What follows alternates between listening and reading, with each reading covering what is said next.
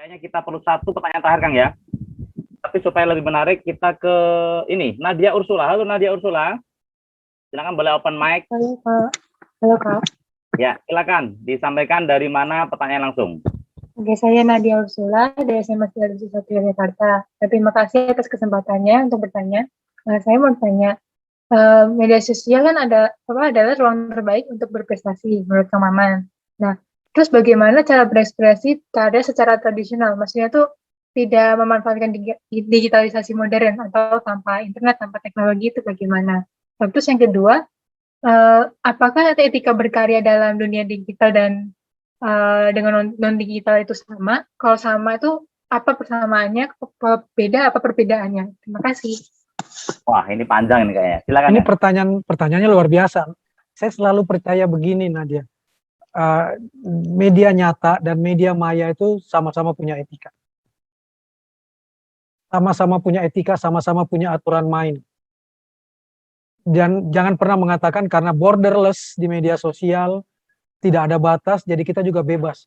Sehingga kita kadang-kadang suka menegur, saya suka ditegur orang, kalau baper jangan ikutan media sosial. Enak aja. Saya punya hak untuk juga masuk ke situ, dan saya punya ruang pribadi, dan saya dikasih oleh media sosial apa? Tombol blok kan? Jadi saya tidak akan kasih panggung kepada orang bodoh, kepada penyebar kebencian, blok aja. Itu kan semacam etika. Bahwa stick and carrot pun ada di media sosial. Kalau dia baik, kita ikuti, kita jadi followernya. Kalau dia nggak baik, kita nggak follow, bahkan kita blok. Emangnya ada untungnya kalau kita jadi follower? Nah, dia sederhana nih. Kan kalau kita ingin jadi influencer, ingin jadi social justice warrior lah. Mungkin dengan bahasa sinis orang bilang jadi buzzer. Itu kan punya nilai yang bisa dimonetisasi jadi uang kan. Yang dilihat apa? Insight-nya. Apa insight-nya? Berapa jumlah follower dihitung. Dulu Nadia, ketika jumlah follower saya sedikit, nggak ada tuh produk yang ingin minta Kang Maman promoin dong. Nggak ada. Begitu udah ratusan ribu, manajer saya udah langsung bilang, oh sekarang Kang Maman ratusan ribu followernya. Satu kali tweet sekian puluh juta ya. Dia tidak cuma follower, dia akan nanya apanya. Engagement-nya. Berapa banyak lalu lintas dialog dia di media sosial tersebut. Menimbulkan dialog nggak di Instagram saya. Reach-nya bagaimana.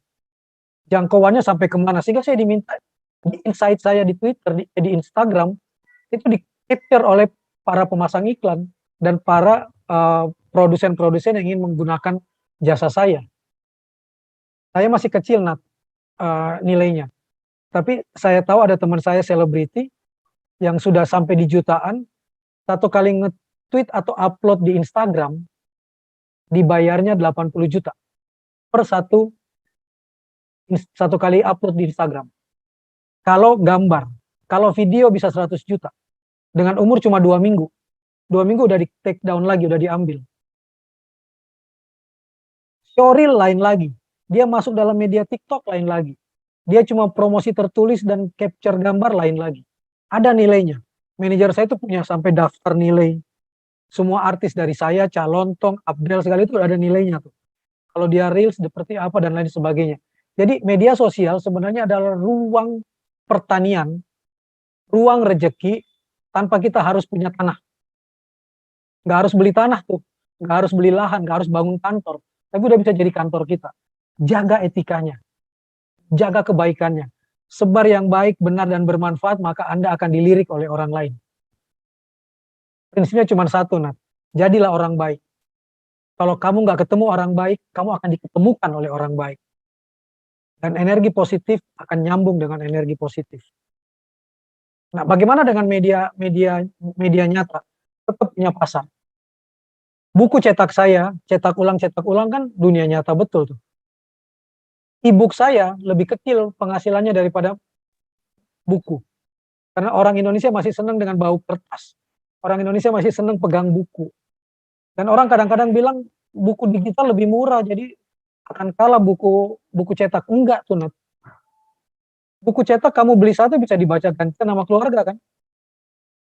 Kalau buku digital beli satu hanya kamu yang bisa baca. Kalau kamu mau pinjamkan ada batasnya. Tidak bisa dibaca berhari-hari dan kemudian ada digital rights managementnya, ada hak ciptanya. Ini sekaligus mengingatkan, di media sosial, di media nyata, ada rights management tetap, ada digital rights, ada hak atas kekayaan intelektual yang tidak boleh dilanggar. Di dunia tradisional bisa nggak digabung di media sosial? Teman-teman saya sekarang menjadikan dua ini sebagai perbesaran rezeki. Jadi misalnya nih, kami bikin acara di dunia nyata, pertunjukan seni dan lain sebagainya. Kami bikin peraturan, tidak boleh direkam oleh penonton. Tidak boleh disebarluaskan. Kalau ada yang menyebarluaskan melanggar hak cipta, kami bisa gugat. Tujuannya untuk apa, Nat? Anda masuk nonton pertunjukan saya dengan Iksan Skuter, misalnya saya baca puisi, Iksan Skuter main gitar dan menyanyi, kan saya udah dapat penghasilan dari tiket masuk, dari sponsor yang ada di tempat itu. Tapi dari hasil rekaman itu, saya potong-potong menjadi 6 menit, saya masukkan ke Facebook, saya masukkan ke YouTube, saya masukkan ke TikTok, saya masukkan ke media sosial. Kalau ada yang pasang sponsor di situ, ada nilai ekonominya lagi buat saya. Sehingga saya mendapat dua keuntungan. Keuntungan off-air dan keuntungan on-air. Keuntungan online. Tanya artis-artis sekarang kalau konser. Dia akan tanya berapa lagu, pencipta lagunya berapa lagu. Hanya untuk pertunjukan panggung, oh harganya segini. Tapi untuk dimunculkan di media online, ada lagi harganya. Berapa lagu yang mau dimunculkan di online. Penciptanya harus dapat berapa. Itu ada lagi. Nggak boleh sembarang. Direkam lalu disebarkan di televisi, ditebarkan di media online. Bisa digugat secara hukum kita. Karena ada nilai-nilainya.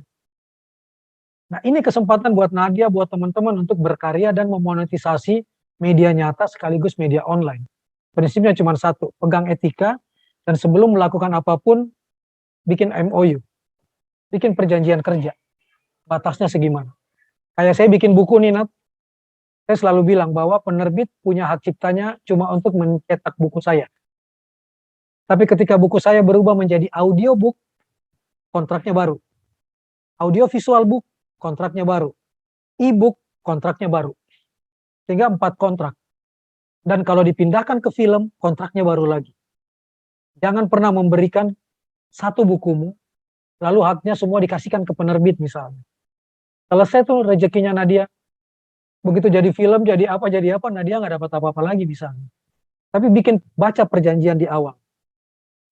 Dengan detail betul tentang pembagian royalti dan lain sebagainya. Jadi yang dibutuhkan hari ini adalah kehati-hatian, presisi dalam kontrak, reliable tadi, dan penghargaan terhadap hak cipta. Terima kasih, Nat. Terima kasih, Mas Mus. Baik, terima kasih Kang Maman, luar biasa. Saya kira 3 pertanyaan tadi cukup mewakili. Ini banyak sekali Kang sebetulnya, tapi kalau kita lanjutkan bisa sampai subuh ini kayaknya.